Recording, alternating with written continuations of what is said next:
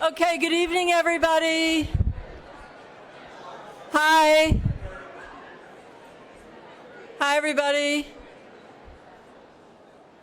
It's really, really nice to see so many people here. And I have to say, I've been away for a couple of weeks, and it's very, very nice to be back in Rudolph Hall and back in our community. So happy to see a very full Hastings. And I'd like to welcome you all to the opening and keynote lecture for this semester's J. Irwin Miller Symposium, which is titled The Hybrid Urban Factory. I see a lot of faculty members and get all tripped up. I will talk more about the history behind the J. Irwin Miller series of symposia that we've had over the school over many years, but for tonight, I really would like to talk about the work of Nona Rappaport, who has organized this symposium.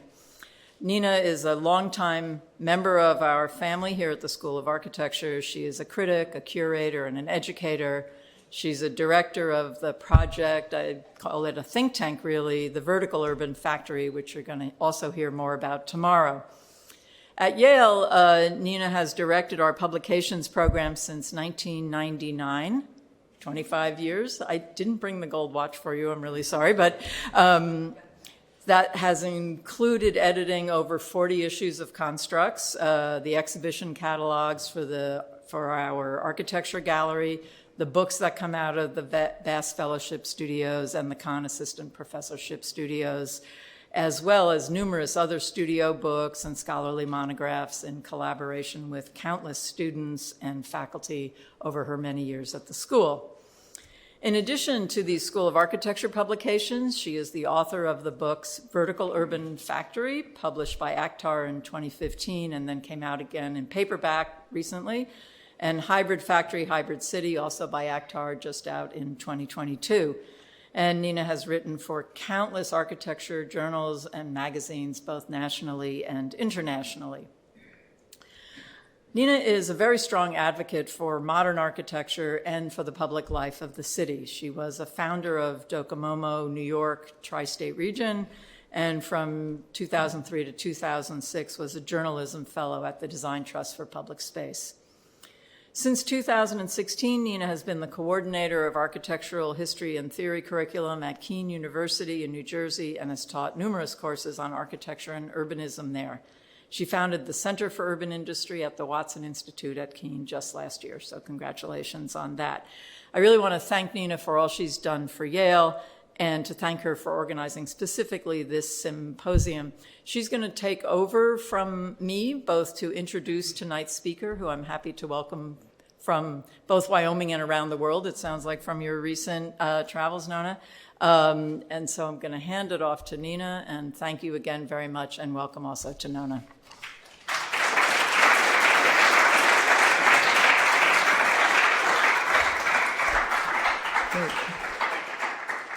Thank you so much, Deborah, for this amazing opportunity to organize and host this conference at Yale. It really means a great deal to me to be here and to bring back a project that really started here with a course that I taught as a seminar many, many years ago. And I'll explain more of that tomorrow. But tonight, I am pleased to introduce our first speaker of the symposia, Nona Yehia, who I met actually, or re-met, through a PhD student at the Politecnico di Torino about 4 years ago, and he was working on a PhD on vertical farms and had met Nona, and I was on his thesis committee, so I found out about the vertical farms project very early on. And we had met previously when she was working at Reiser and Umamoto Architects in New York, because she's actually an architect, graduate of GSAP at Columbia, and then really transformed her careers in many ways. She spoke 2 years ago on Zoom to my students, and we've continued our conversations, and I found out fun things like she actually cooked a meal for Mark Bittman, the great gourmand. So I was thrilled really when she agreed to present this evening here at Yale, kind of combining this world of urban manufacturing, but through agriculture and architecture. I think she's an unusual combination of these fields. She's really a true entrepreneur. As a CEO and founder of Vertical Harvest Farms, it's really North America's first vertical hydroponic greenhouse, and it's pioneered enterprise that's focused on inclusive, customized employment for people with physical and or intellectual disabilities, which is a totally new hybrid as we talk about the hybrid. She was already been a partner in an award-winning design firm, GYDE Yehia Architects, and she conceptualized Vertical Harvest in 2010 with her co-founder, Caroline Croft-Estay. After 5 diligent years raising money and partnering with the city of Jackson Hole and the state of Wyoming, Vertical Harvest opens its doors in 2016. She has since overseen the team's path to profitability and innovative and unique business model at the intersection of climate, food security, and equitable employment. In 2020, CNN named her a champion for change, and in 2021, Vertical Harvest was included in Fast Company's World-Changing Ideas, both their food and their social justice categories. Her experiences growing up with a brother with developmental disabilities, love of fresh and local food, obsession with great design, and long-standing community involvement has turned her original passion project into a thriving business set to scale up to many additional farms over the next 5 years. So expect to eat her greens everywhere you go. She spent 10 years on governing boards for the Jackson Hole's Center for the Arts and the local radio station, where she also had a loyal following as a DJ. She's also been on the committees of the Grand Teton Music Festival and the local art associations. Tonight, Nona will give the lecture Harvesting Growth, Cultivating Community Through the Hybrid Urban Factory. Please give her a warm welcome.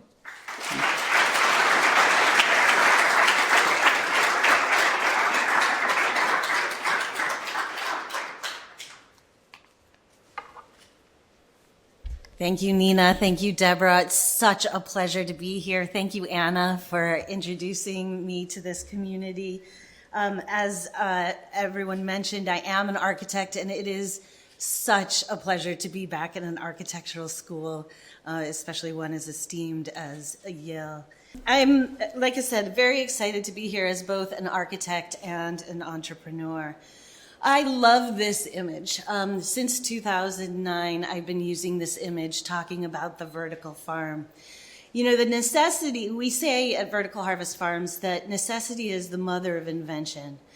But, and this image is from the 1930 World's Fair. And so almost 100 years ago, we knew that we needed an innovative tool to supplement the way that we grow food. But necessity is the mother of invention. Design is what cultivates transformation. And I think that this image has haunted me and made me think about what more can we do with these tools that respond to our own needs in our communities. So, you know, a plate of food can be a powerful indicator. A single meal has the capacity to paint a picture of its consumer's geographic location, socioeconomic status, and even political sentiments. Food can provide insight into technological and behavioral developments of culture.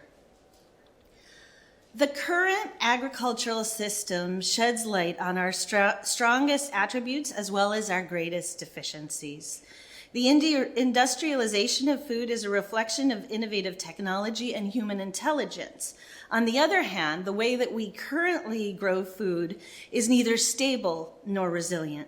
Creating an environmentally sustainable and future-oriented food system rests in an understanding of the shortcomings of industrial agriculture and the centralized nature of the current agricultural complex. Power in the food industry is consolidated into a handful of conglomerated players, both financially and spatially. The centralized food system has given rise to a diverse set of problems. On average, a head of lettuce travels 2,000 miles to get to your plate. By the time it gets there, it's devoid of any nutritional or taste value. The way we grow food tends to be resource inefficient, dependent on valuable resources such as water, and we've seen what's happened in California and beyond, which is actually the salad bowl. Major agricultural conglomerates are predominantly monocultures. And one of the reasons this practice is employed is because some crops travel better than others. We have prioritized quantity over quality. The way we grow food is economically inaccessible. As food travels distances, it passes through the hands of countless middlemen who add cost but no value to the produce. This makes fresh produce unaffordable in many communities. The way we grow food is not transparent. The distance between consumers and producers leaves farmers disconnected from their markets. Being out of touch with the consumer demands reduced profit margins and is economically inefficient. Consumers are left in the dark. We've all felt that way about how food is produced and what has been added to it and how much it should cost. Did you guys know that the average age of a farmer is 65 years old? I don't even have to say anything more about that. That is an unsustainable problem. And urban migration is bringing people out of rural settings and into cities at an unprecedented rate. Children of farmers are no longer automatically assuming that they're going to run the farm. And it's vulnerable. I've already stated this, but larger centralized farms make the entire food system more susceptible to natural disasters. We just all went through that during COVID-19. Make no mistake, food will be the defining issue of the 21st century. All right, architects don't like to get personal, but entrepreneurs do. This has been an interesting balance that I've had to play in my career. At a very young age, I knew that food was a medium for good. I'm the daughter of Lebanese immigrants, and in 1975, when I was 4 years old, we moved back to Lebanon. A week later, the Civil War started. My grandmother here was Greek Orthodox, my grandfather was Muslim, so you can imagine the vibrant discussions that we had at the time. Every night, my brother and I were put under a mattress in the hallway to protect us from the shelling. Every day we came out and gathered around food and family. I remember emerging to be surrounded by bowls of hummus, tabbouleh, and warm bread. Amidst the anxiety, amidst the uncertainty, our meals gave me a sense of love, the reassurance that we could disagree, but we would come back together to eat, to connect. But most of all, it gave me hope. No matter what the circumstance, the care for our table was consistent. This way of living lasted a year before my family was lucky enough to flee the bloodshed and come back to the States. I know my parents came to this country to give my brother and I the best of what it could offer. But my brother has intellectual disabilities, and I knew what they could give him and what they could give me was very different. I was an advocate before I even knew what the word was. These experiences compelled me to try to understand the systems that make up communities, how they support people, and conversely, how they fail people.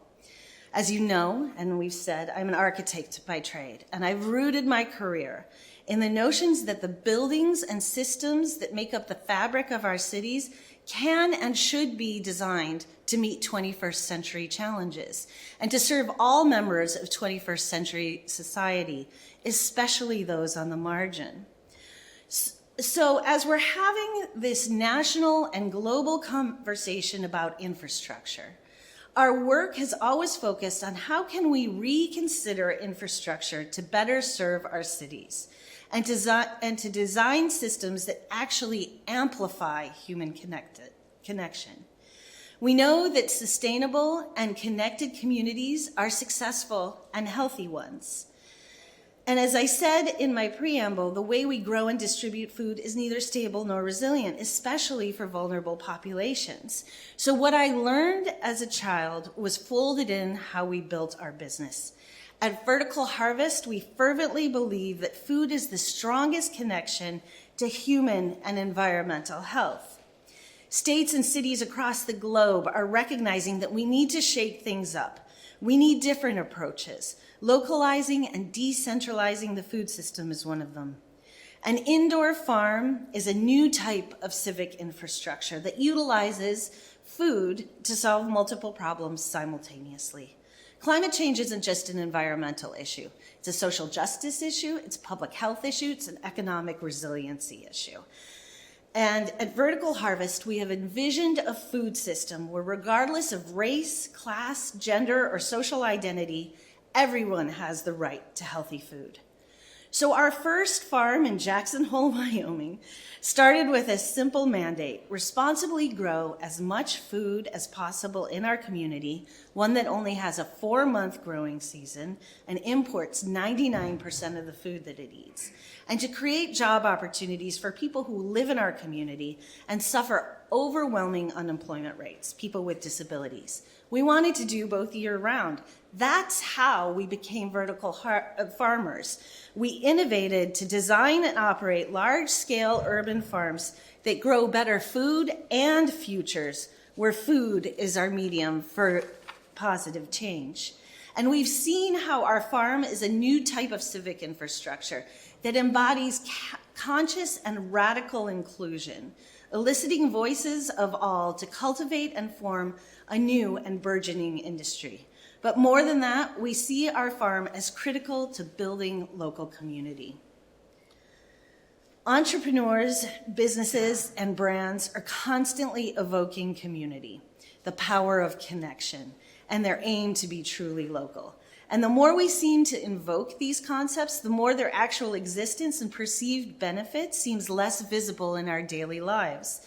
Connection today is nothing like it used to be and nothing like it could be. True connection and community have been a casualty of business. In many instances, the tech that is meant to connect us is actually accelerating disparity and isolation. Look, I love me some DoorDash as much as you do, but whenever I'm eating it, I'm usually by myself or on the go. We've seen pushback against progress that seems to bypass humanity. And it's lessened our ability to listen and learn from one another, to respond to the need for honest and real civic discourse with our families and our communities.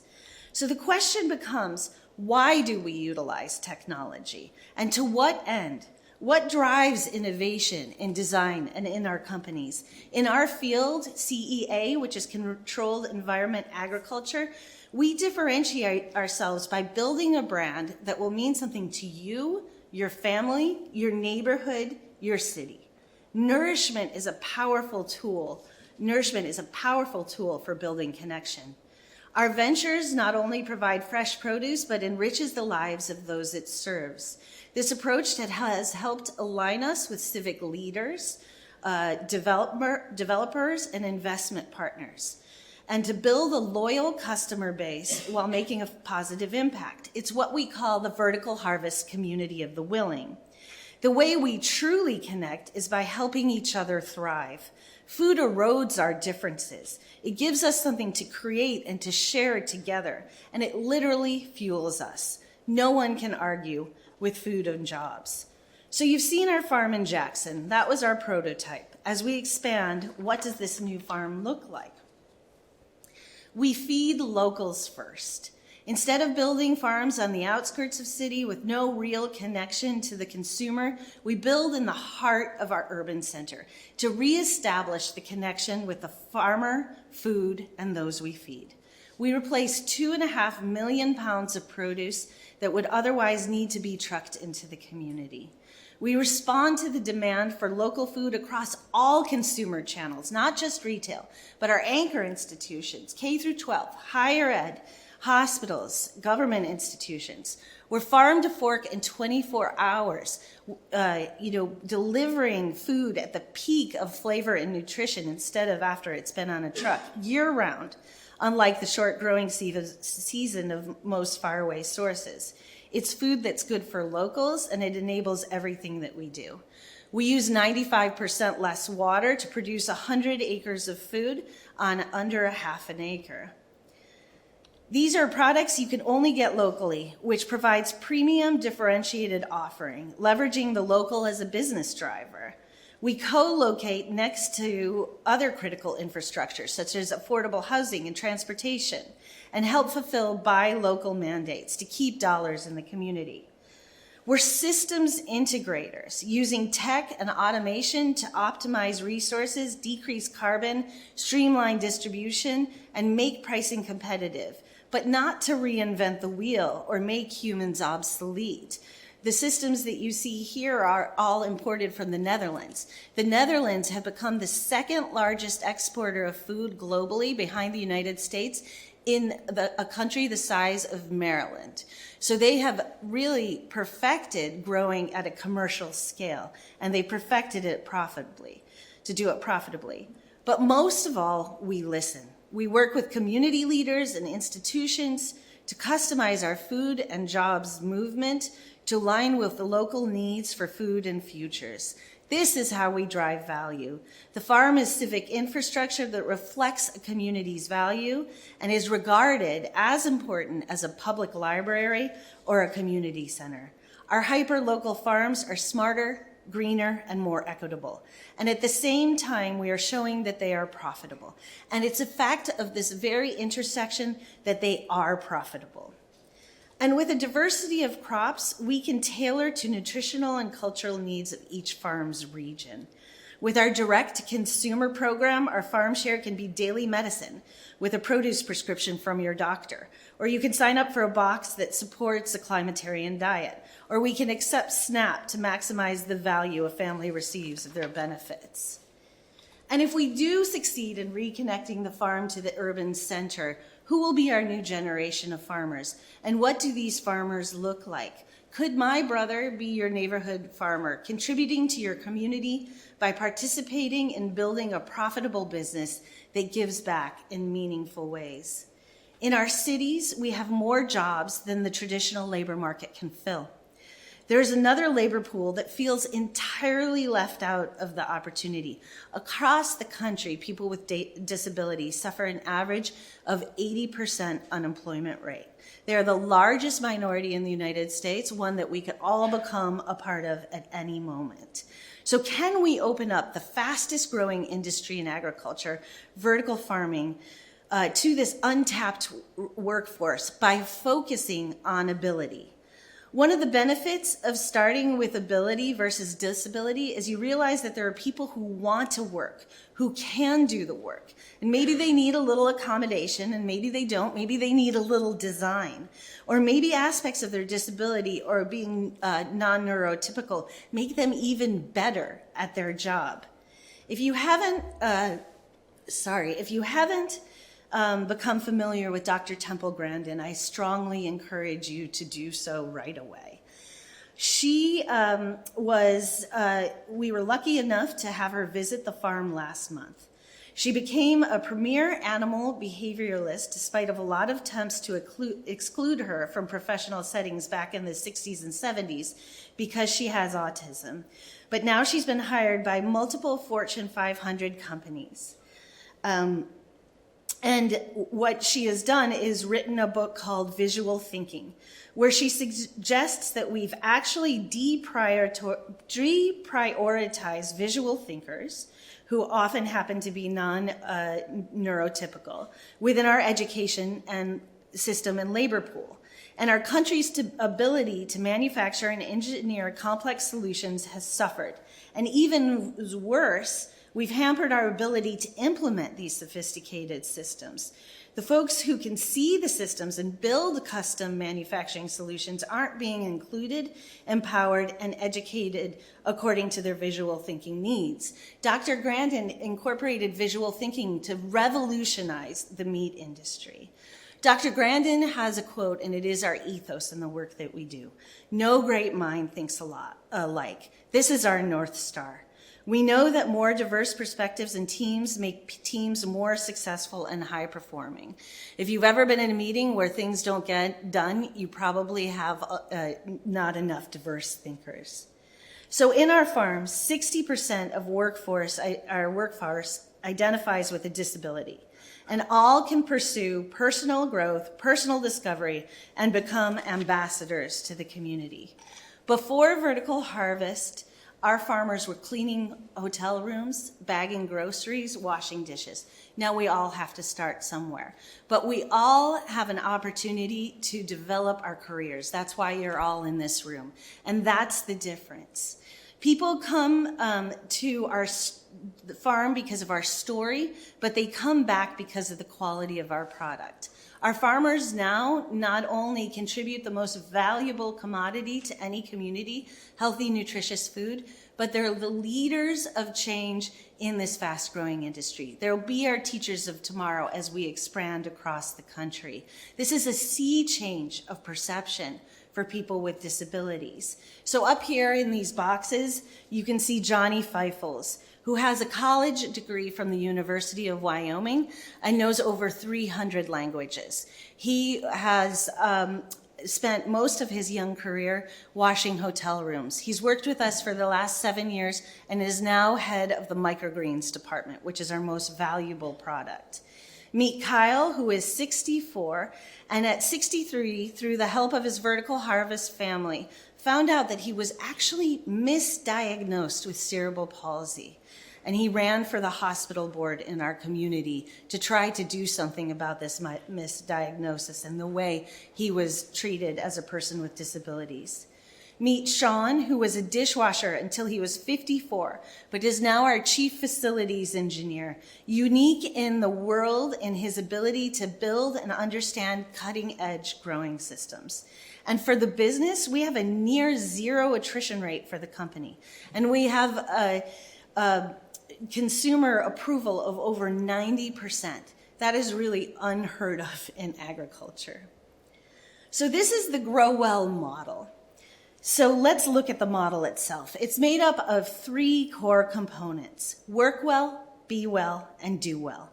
This is what we use, utilizing the tenets of customized employment to grow a holistic individual. Work Well is a platform to help cultivate green careers for all. It's developing a strong foundation of employable and transferable skills relevant in the green economy, cross-training across roles in our food factories of the future, constantly optimizing our facilities, systems, and tech for accessibility, innovating strategies to maximize yield and minimize resource utilization and environmental impact, leveraging AI and ML and data to find more efficient paths towards both profit and purpose. And it enables us to customize employment and leveraging appropriate accommodations to train, retain, and empower employees from underserved communities, namely people with disabilities. So if Work Well centers on our professional skills, Be Well focuses on personal development. It's crafted with a human-centric approach. It supports life skills training that furthers self-reliance and personal independence. And it's centered on the 7 universal dimensions of wellness: physical, emotional, occupational, social, intellectual, spiritual, and cultural wellness. It leverages wraparound services supporting stable employment and helping anyone to overcome limiting social determinants, as well as offering a community and a support system invested in everyone's shared success. Going to work means that you know about how to access housing, what an education means, how to continue education, how to become independent through managing your own finances, access to health care, and understanding what mobility means. And if people are professionally and personally fulfilled, they're much better equipped to give back, and that's what Do Well is all about. Here we foster a network of relationships within the community, creating a 2-way flow of social impact and benefit. This empowers employees to become more engaged citizens and develops both passive and active advocacy to support accessibility and inclusion throughout the community. So by nourishing each other, we create vital community. We call ourselves community builders. We found that in turn, this cultivates brand loyalty, love, and community preference, which of course is good for the business too. So we're now taking this model across the country. So we're starting with Maine, and I guess why Maine? According to Mainers, it's pretty obvious. But they have a very short growing season. And it hasn't always been this way about why Maine should be the way life should be. This is Westbrook, Maine, where we're going, and this is the SD paper mill. The factory has had a damaging history to the city of Westbrook. People didn't want to live there because of the smell of the factory. And it was the oldest paper mill, first opened in 1854. Now it has closed down. So to put this in the context of the larger labor market, there are 2.5 jobs open for every 1 unemployed worker in Maine. But the second problem we help address is the disproportionately high unemployment rate for people with disabilities. As I said, it's 80% across the state. So there are 110,000 people who identify with a disability and looking for a job. And I promise you, that's not by choice. So that's what we've been working with Maine's Department of Vocational Services, who are great at finding and connecting job candidates with potential employers, as well as assisting employers to build inclusive and sustainable workforce. So here's our vision of the new factory for Westbrook. So Maine is part of the New England Food Vision. It's a mandate to increase the amount of local food grown by 30% by the year 2030. So as I said, states and cities across the globe are recognizing the benefits of localizing the food system and are mandating that we create a solution to this. So this factory will only be able to provide 2% of what is necessary. What we're hoping is it shines a light on the whole decentralized system. This is the Economic Development Director in Maine. It is a public-private partnership with the city of Westbrook, and we find that these partnerships are the way of the future.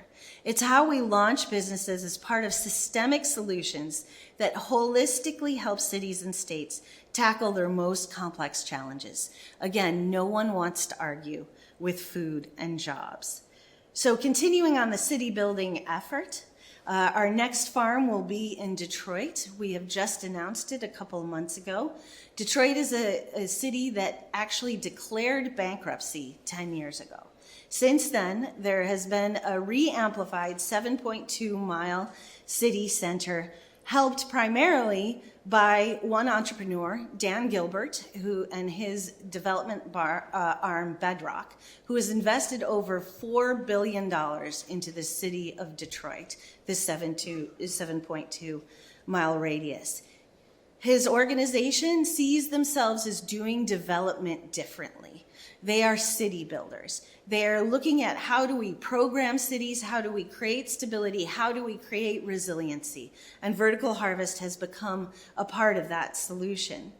So here you can see outside of the radius that I was talking about earlier, the Milwaukee Junction neighborhood, which vertical harvest will anchor. It is located at the intersection of a creative enterprise district, an industrial district, and a residential neighborhood. And for us, this is a perfect intersection for us and our services to thrive. Here you can also see the anchor institutions that are critical to the success of what we're doing. We have Wayne State University, we have Henry Ford Hospital, we have places where we can actually bring the manufacturing that we're right now having done in the Netherlands domestically to really amplify the notion that Detroit is a manufacturing hub. So we're talking about bringing that to this site and manufacturing on site using Detroit as a distribution center and a headquarters for the farms around that region. So it's really exciting to see what you can do and when you are positioned in an intersectional site that is so prolific, not only to the business, but then how we optimize and efficiently expand across the nation. So here's an image of the site in Detroit. This is phase 1. We will also be doing a power campus where we will explore how to bring green energy to this electrified farm. We have public markets coming into the second phase, as well as a manufacturing facility. But bird in hand, we have to start with the farm and then start to build the benefits and layer on top of them. So this is where a developer and a business are working together to bolster Detroit's local food system with new technology. and using design as an engine to create a new community outside of the core that is already being cultivated. Oh, this is not where I want it to go. So, as designers, I don't think you have to be involved in entrepreneurship to ask yourself these questions. What are you bringing to the table as you do your work? Are you bringing something that's never been tried? Are you bringing leadership qualities that set you apart? Are you going to set aside your differences to see the gift in one another? Who will you bring to the table? Who are your clients? Who are your customers? Who are your employees? Who are the people that participate in the buildings that you design?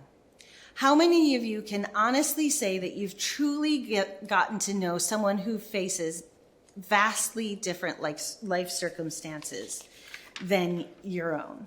What does your table look like? Is it filled with richness, variety, vitality, things that fuel us? Can we expand the investable universe to include more of these things that we value so much and prepare business to endure the 21st century?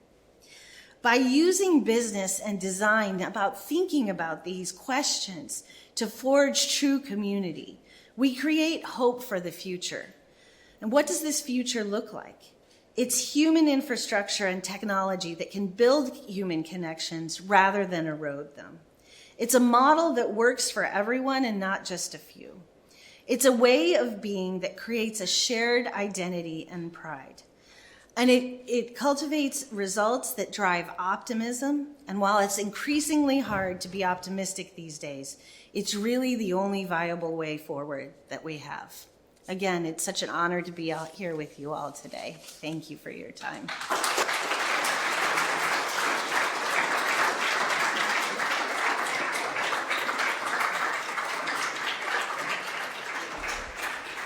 Thank you so much.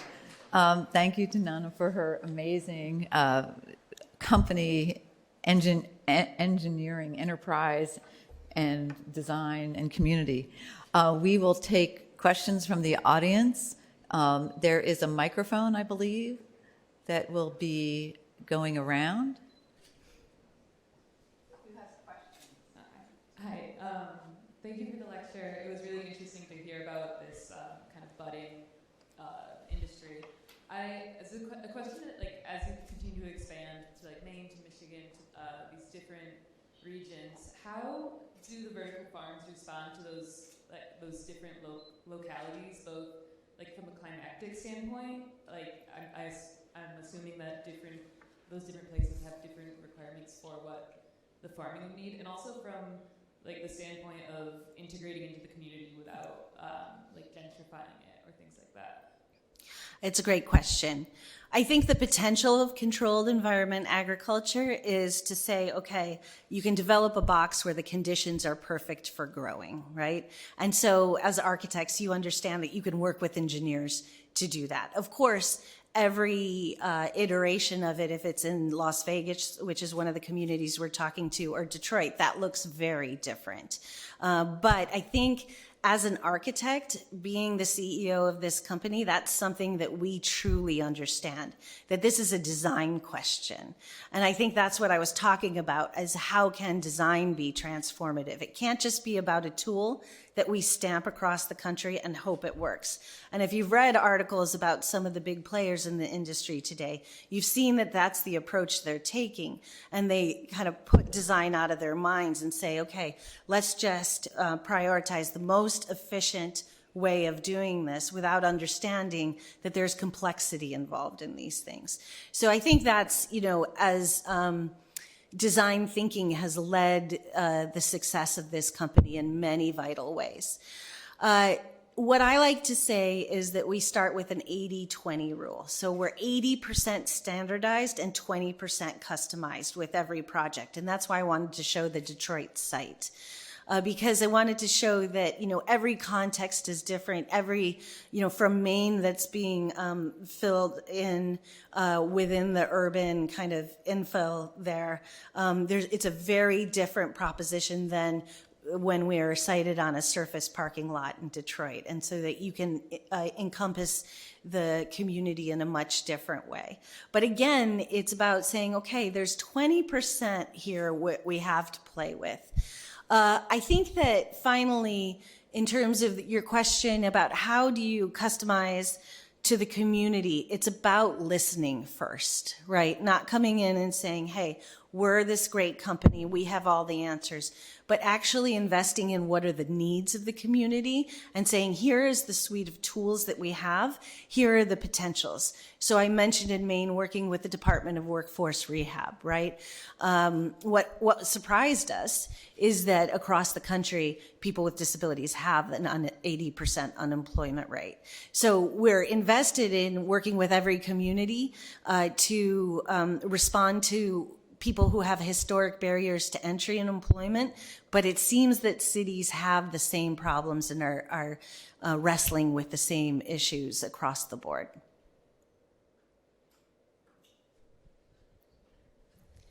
Hi, thank you. I was wondering from a kind of carbon accounting standpoint of creating new conditioned interior space as opposed to like the traditional open air model of farming. As you expand into these kind of post-industrial cities that have manufacturing buildings kind of already empty and available, whether it's feasible to kind of go into adaptive reuse or whether you've found that this is impossible for the buildings you've used. And that's an amazing question, and one I get pretty much on a daily basis. I wish the case were that it would be feasible. But the amount of power, the way the water works through the building, I think the success of the farm, again, is that it's in an ecosystem instead of there's a building shell and you put systems in it. It's the way that all of the systems interact, and one system is reliant on the other. So we have gone through some feasibility studies, and the expense of it is just, it's already priced at a civic infrastructure price tag, and it would double it to try to do adaptive reuse. Now, this is the scale of a hub, is what we call it. We have a hub and spoke strategy that we want to implement. So if the hub is the 2.5 million pounds that's at the civic scale, what is the spoke? Could there be smaller farms that are put in hospitals, put in schools, put in next to restaurants? Could you have one in your home? But it's about phasing that out and making sure that we're successful at the scale we need to be, and then pursuing that as the team grows. Hi, thank you. I'm curious, with 60% of your the people working at the company being, I think you said, neurodivergent, how did that factor into your architectural design decisions? A lot, and it continues to. I think at the beginning, what was so interesting about the effort is that so many people said, all right, this is very complex what you're doing. There's no playbook for any of it. Vertical farming is new, and hiring people with disabilities at this kind of scale is new. Why don't you separate them? Why don't you start the farm first and then include people with disabilities? And I put my foot down and said, no, we do this together. We have to learn together. That's how we figure this out. So I think at the beginning it was all, of course, ADA, of course, following all the rules. One of the things in the Jackson farm that I wasn't able to show you here is that the carousels that are moving are made to accommodate anyone in a wheelchair. It actually, you could farm right off the podium, so it accommodates all of us, really. It's not the back-breaking work that agriculture normally is. And so there were innovations like that, but I think as we're designing these larger farms, we're seeing the potential and the contributions of the employees to even go further than that.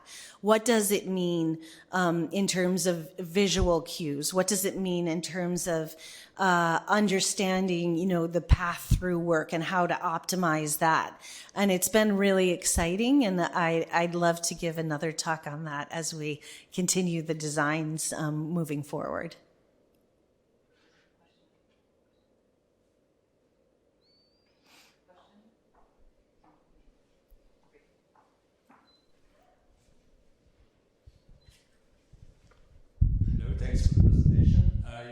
project brings food production really in the city center, which is interesting for sustainability reasons, but also for a kind of symbolic value to show how food is made. That it's not something abstract that comes on the table.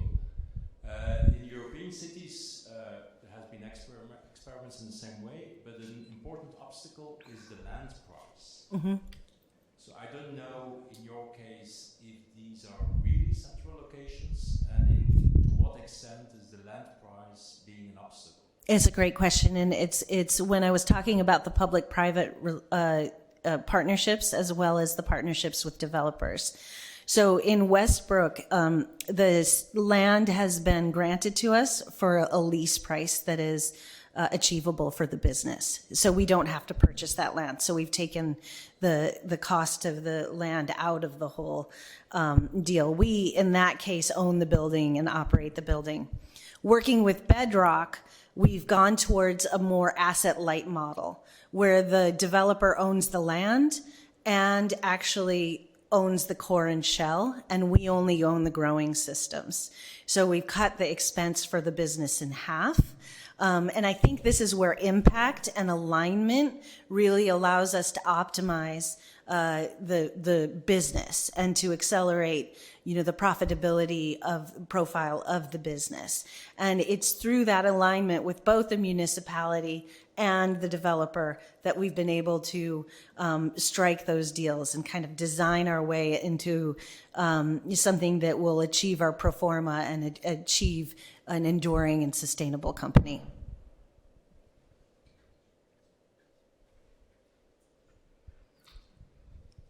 Hi, that's just fantastic. What an achievement.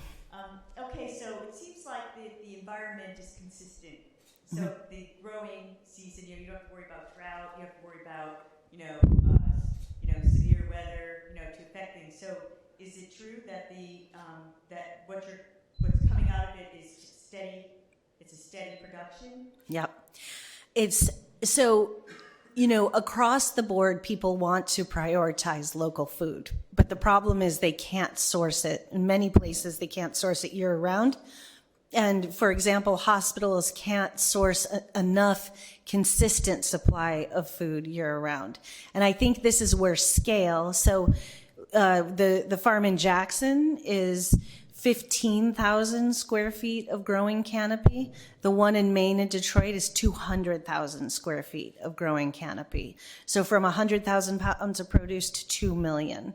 So the 2 million is able to accommodate the local needs of these anchor institutions, retail, food service, and do it in a way that's affordable, that's available and accessible. And those are our three mandates for it. So we like to call it a barbell approach. We go to communities who have the LILO organizations, the low income, low access that we work with, food justice organizations, food support resiliency organizations, as well as the wealthy consumer. So that way we can create a product portfolio with a price point that works. And I think that that's a key differentiator. Most of the farms in the industry are competing with traditional agriculture. They're creating a commodity product. And what we're saying is we're creating a curated product, right? So for microgreens, they don't travel well, but they're the Willy Wonka of our farm, right? They are small greens that have first leaf, think micro broccoli, micro kale, micro radishes, and they're 40 times the nutritional equivalent of their adult counterpart.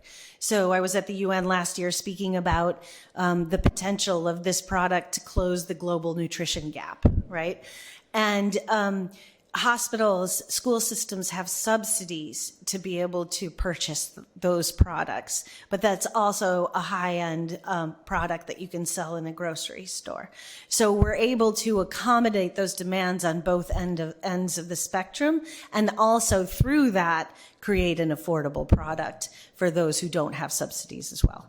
So it's really about, I think, where I talk about design as being transformative, it's about problem solving. As architects, we're really fundamentally just problem solvers, right? And curators, bringing the experts together to be able to say, how do we see the demand that is out there and how do we accommodate that? And I think as an organization, as a business involved in this industry, that's what's differentiated us in general.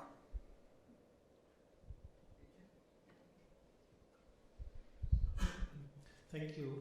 Very inspiring. And one of the things that I noticed is that you combine this belief or trust in technology, which is a very typical entrepreneurial. Also, there's a long history of. You showed one of these old machines that do that, and you combine it with this engagement with work with communities.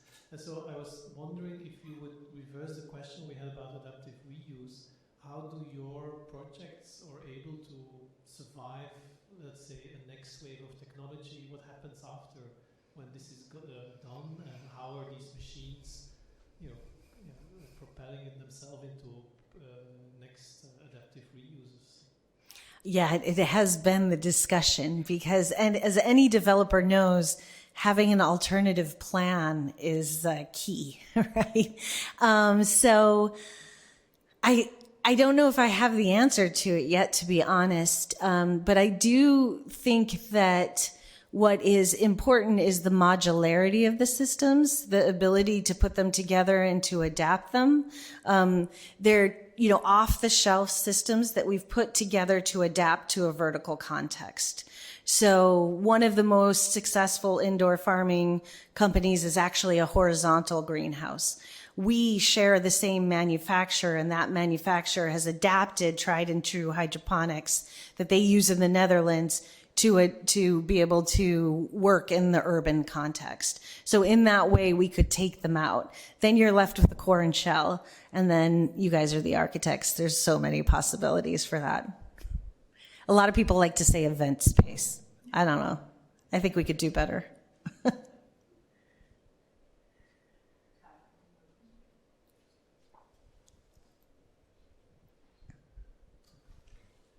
so much. I have a very superficial question, for which I apologize. How do you decide what the building should look like? That was...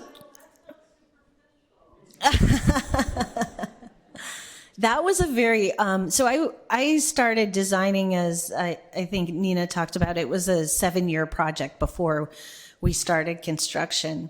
And I actually worked with the Center for Architecture, Science, and Ecology to help design what could this look like. As an architect, it was a really humbling experience. I remember there was one moment where, I had the facade and the roof performing in a totally different way. And there was the Danish engineer who was just like, it's just not going to work. Can you just stop and just let the building be what it needs to be? And I think that that I gave into that. And I said that the ecosystem that we are creating, this living, breathing machine that I know you're all going to talk about tomorrow, is actually the priority. And the ego that we sometimes have to bring beauty to it that's more individually based maybe is just superfluous, right? And so I think, though, now we've seen the beauty of the building kind of be self-generative, right? In working out this iterative way of how can the building perform, it becomes this process that I find really intriguing. And how do we keep developing it, and how does it keep growing? Truth be told, you don't need the curtain wall to be transparent, and the optimal solution would be a box. But because we want that connection, that, reconnecting the farm with the urban center, we have chosen to make it transparent. So I'm exaggerating a bit. There are business reasons to also pursue that. In Maine, 30,000 people a day drive by the farm. It is the best billboard there ever is, right? So there are, there's needs of the business, there's the needs of the plant, And I think been kind of driving that. It's been a very engineer-based approach, which I've appreciated at this juncture in my career.